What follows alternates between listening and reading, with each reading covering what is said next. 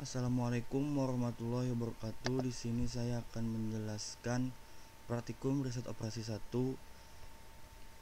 pada modul 2 yaitu transportasi. Di sini kami telah menyediakan studi kasus yang dimana nantinya akan dibuat tabel seperti ini.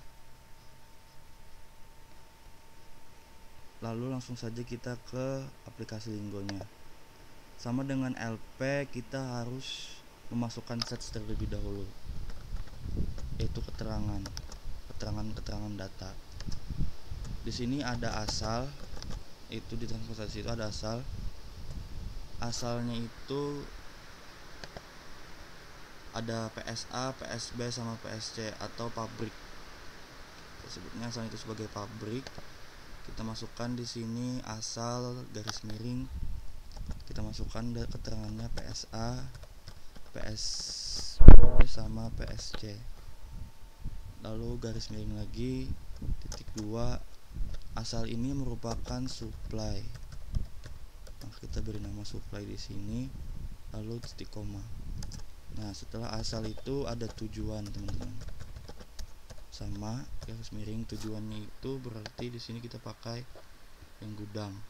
GS1, GS2, GS3, GS4, GS5.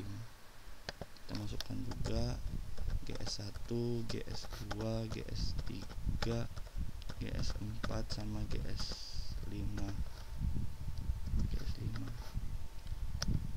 Kita garis miring titik 2, di sini adalah demand atau tujuan titik koma.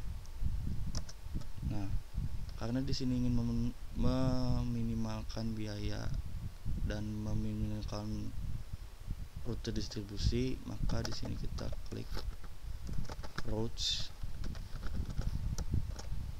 Ada faktornya itu ada asal sama tujuan kurung, lalu ada juga cost sama volume atau kapasitas.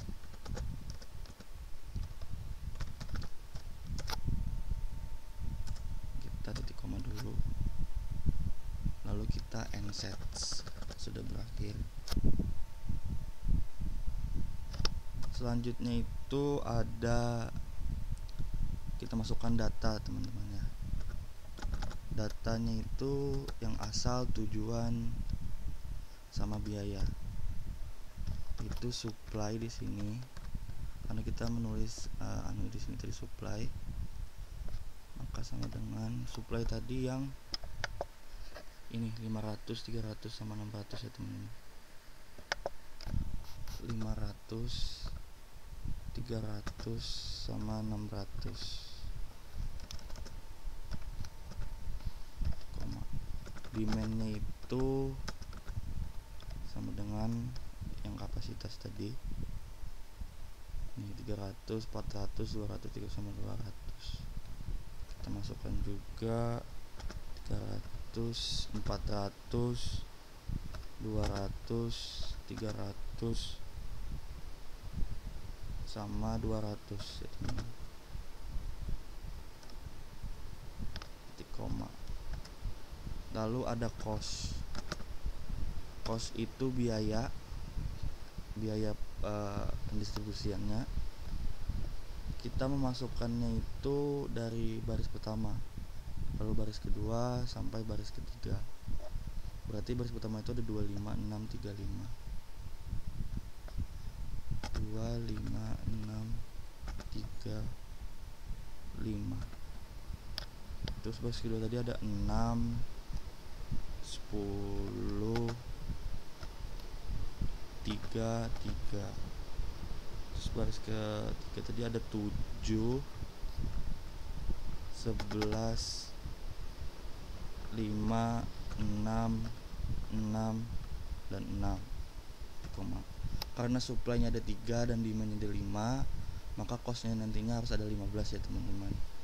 1, 2, 3, 4, 5, 6, 7, 8, 9, 10, 11, 12, 13, 14, 15. Sudah pas.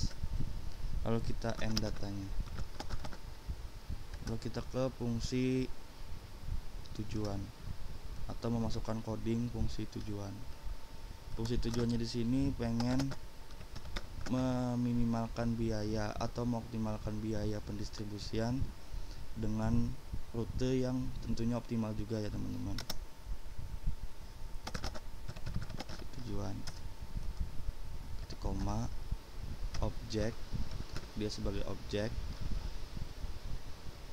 Kan di sini ingin meminimalkan, maka min sama dengan kita mulai sintak perhitungannya itu sum. Rutenya itu atau rootsnya itu kita pengen memunculkan optimal biaya, maka optimal biaya itu kita perlu perhitungan antara biaya atau cost dikali dengan kapasitas atau volume masing-masing nantinya. Lalu tutup kurung, titik koma. Nah, setelah itu ada pembatas demand. Pembatas demand itu pembatas tujuannya. Tujuannya itu kan untuk atau kita sintak sebagai add for atau untuk tujuan. Kita inisialkan ini sebagai J. Teman-teman bebas nantinya mau apa simbolnya, asal ke belakangnya itu sama ya teman-teman, yaitu dem. Lalu kita mulai sintak perhitungannya itu sum, asal kita simbolkan sebagai I, lalu titik 2 volume I dan J kurung sama dengan demand, kita lambangkan tadi sebagai J, tutup kurung, lalu titik koma. Nah, lalu ada pembatas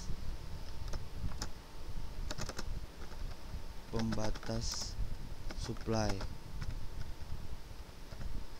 titik koma, untuk atau kita masukkan sintak add for nya yaitu sebagai asal, atau I kita simbolkan yang dimana ini adalah supply. Lalu kita mulai perhitungan sintak perhitungannya add sum, yang dimana itu tujuan atau J titik 2 volume, ada I dan J, tutup kurung lagi, lalu sama dengan supply,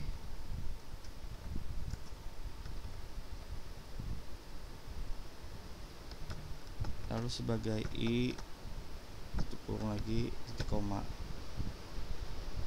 lalu kita end, lalu kita solve.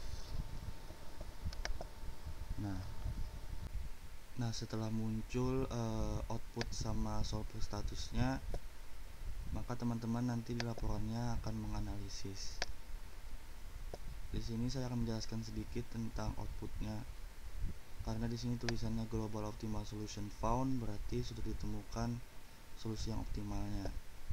Di sini ada objective value. Objective value ini itu 5.300 atau nilai total optimum biayanya itu sebesar 5.300. Di sini ada variabel sama value sama reduce cost. Dari supply sampai cost ini itu data-data yang teman-teman masukkan nantinya. Nah, sedangkan pada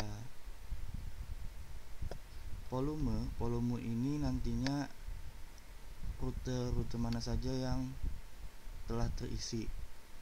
Misalnya pada pabrik PSA ke tujuan GS1 itu sebesar 300 unit lainnya, sedangkan di PSA ke GS2 itu tidak ada.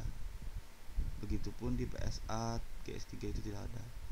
Lalu nanti baru ada lagi di PSA GS5, PSA GS4 200. Nanti ini kalian analisis ya teman-teman, harus kalian masukkan ke tabel rute-rute mana saja yang dilalui. Nah, di sini ada slack or surplus. Slack or surplusnya ini apabila di sini 0 semua, maka tidak ada tambahan biaya atau kendala saat pendistribusian. Kalau seandainya di sini ada angka-angka, maka ada tambahan biaya ataupun kendala. Nanti teman-teman analisis ya. Tambahan biaya apa saja? Misalnya di dimensi ini nanti ada 2 misalnya. Berarti pada tujuan GS2 ada tambahan biaya sebesar 2.